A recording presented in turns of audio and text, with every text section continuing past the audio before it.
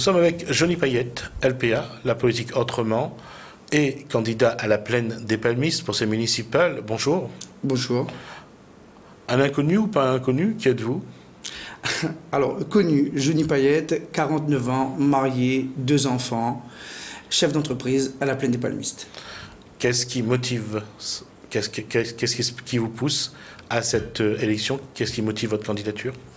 Alors aujourd'hui, pour la deuxième fois, puisque en 2008, on était candidat sur une liste avec Jean-Pierre Delattre, et pour la deuxième fois, on revient à la plaine des palmistes, puisque ce qu'on attendait n'y était pas. Alors, ce qu'on attendait n'y était pas, quel bilan faites-vous de cette mandature qui se termine?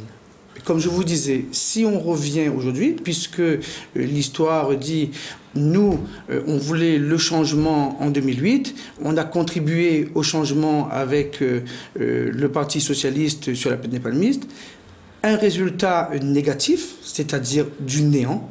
Et pour notre équipe, nous, on part sur le développement économique. Quand on dit rien s'est passé à la plaine des palmistes, et que pas de tourisme, pas de travail, et un néant total. Là, dans ce bilan, dans la méthode, par rapport à ce que vous venez de dire, il y a eu du changement, il n'y a pas eu de discussion. Qu'est-ce qui s'est passé pour que cette équipe n'ait pas tenu?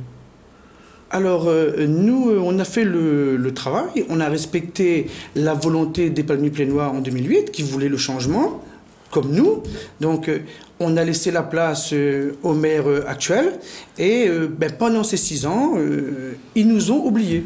Même l'équipe qui lui a mis en place, et aussi les palmiers plénois, les palmiers plénoises. D'accord. Alors, maintenant, les palmiers plénois et les palmiers plénoises, qu'est-ce qu'elles vous demandent, qu'est-ce qu'elles attendent de vous, et qu'est-ce qu'elles voudraient que le prochain maire fasse pour eux? Après toutes ces années sur le terrain, on a le même constat.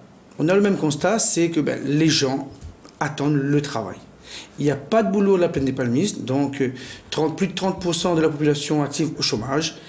Aujourd'hui, quand on fait du terrain, depuis X années, puisque nous, on n'a jamais arrêté de faire du terrain, les jeunes, les moins jeunes réclament le travail. Et le travail, c'est une qualité de vie. Quand on travaille, tout va bien. Mais si on ne travaille pas, on est vraiment mal dans sa peau. Alors, vous avez un projet. Quels sont les grands axes de ce projet? Alors, les grands axes de ce projet, aujourd'hui, c'est simple. La plaine des palmistes, petit village, doit obligatoirement, pour pouvoir réussir, se tourner vers le tourisme. Et le tourisme, en partenariat avec l'agriculture, on partira sur un développement économique extraordinaire. Alors, on prend le tourisme, on revient sur le tourisme. Aujourd'hui, il y a la fête des Goyaviers, il y a quelques petits événements comme ça. Qu'est-ce qu'il faudrait faire pour que le tourisme soit un produit qui soit beaucoup plus, je dirais, pris en compte, qui soit mieux structuré, avec des hôtels, avec des hébergements beaucoup plus importants? C'est ce que vous venez de dire. Au fait, les petites manifestations, d'accord, de temps en temps, une fois par an, ce n'est pas suffisant pour le tourisme. Il faut du permanent.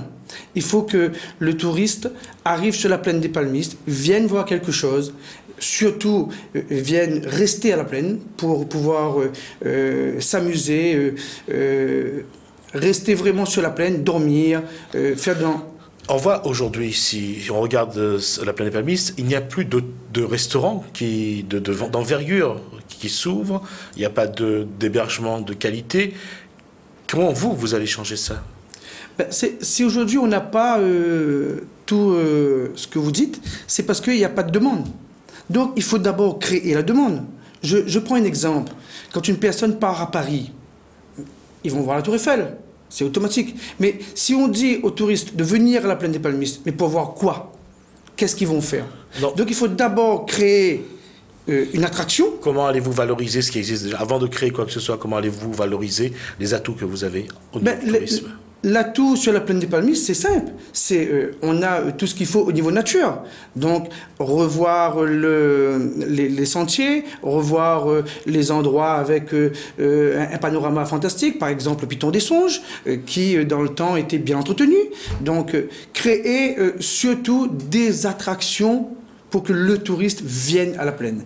Quand le touriste est là, ça va commencer à travailler. Création d'hôtels, création de restaurants, création de petites boutiques, l'artisanat, l'agriculture.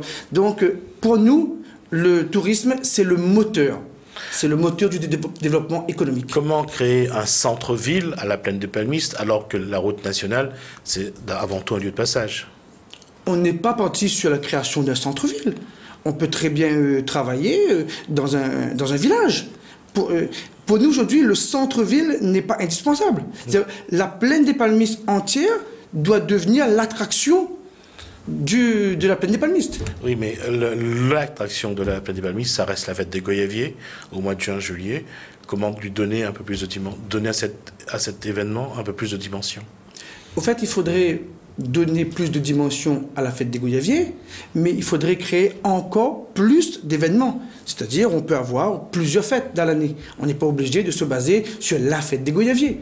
On peut créer énormément de choses. On peut créer des journées de patrimoine. Pendant toute l'année, on doit travailler sur ces projets. Alors, comment allez-vous amener les hôtels, les restaurants, parce qu'il faut quand même une attractivité économique, comment allez-vous les convaincre de venir à la plaine des Palmistes et de s'y installer et de créer de l'activité et de l'emploi? Écoutez, c'est très simple. Quand on dit comment va-t-on amener ces personnes ou les futurs investisseurs, pourquoi pas demander aux gens de la plaine, les palmiers plainois, de créer leur propre activité? Nous, notre but, c'est... Avec vous, avec le soutien de la mairie?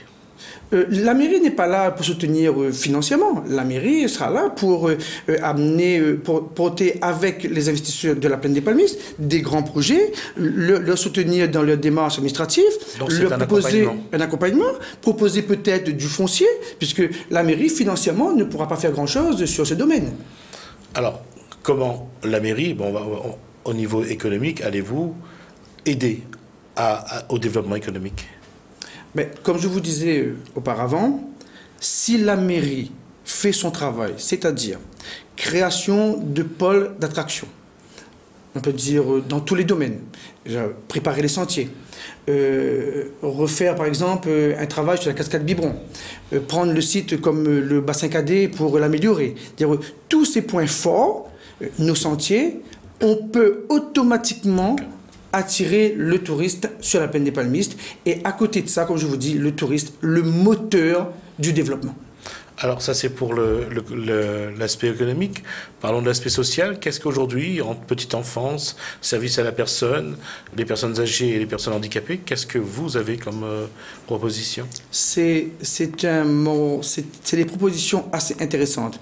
Nous, on va surtout relancer au niveau associatif, puisque aujourd'hui, on a la possibilité, avec les aides du Conseil général, etc., pour pouvoir lancer les associations, pour s'occuper des vieilles personnes, des jeunes et des moins jeunes. On n'est pas obligatoire.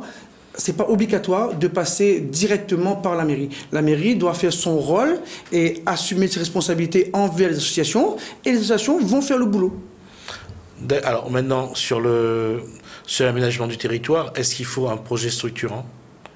Oui, on va dire il faut d'abord travailler sur l'urbanisme. Puisque si on a un bon travail sur l'urbanisme qui va repartir sur l'agriculture, et bien sûr, pour pouvoir installer tous ces projets touristiques, on doit respecter l'urbanisme et l'agriculture. Et l'agriculture, là-dessus, comment allez-vous intervenir? L'agriculture, c'est simple. Quand on a de la demande au niveau du terroir, les hôtels, les nouveaux restaurants qui vont être créés, l'agriculteur va trouver sa place. Lui, il va être le fournisseur principal des acteurs économiques de la plaine des Palmistes. D'accord. Par exemple, utiliser la production agricole dans la restauration scolaire? Ça, c'est impératif. Ouais. C'est impératif. Alors, une dernière question sur un des aspects de ce projet que vous avez. Comment faire qu'on ne passe pas seulement par la plaine des Palmistes, mais qu'on y arrête de manière globale? Ça serait quoi? La première chose, justement, c'est créer des activités, comme je vous dis, pour que le touriste arrête. Et surtout, au départ, trouver des solutions avec les palmiers plainois pour créer des hôtels à la plaine. Puisque actuellement, on n'a pas d'hôtel. Donc il faudra relancer au niveau hôtel pour puisse dormir, les chambres d'hôtes, les terrains de pique-nique, les gîtes. Toutes ces personnes aujourd'hui se sentent un petit peu abandonnées. Il faudra absolument les accompagner pour que voilà, on retrouve ce développement si attendu. Jeannie Bayette, merci. Je rappelle donc que vous êtes le candidat de LPA, la politique autrement, et que vous êtes donc candidat au municipal de la Plaine des Palmistes. Merci d'avoir répondu à nos questions. Merci à vous.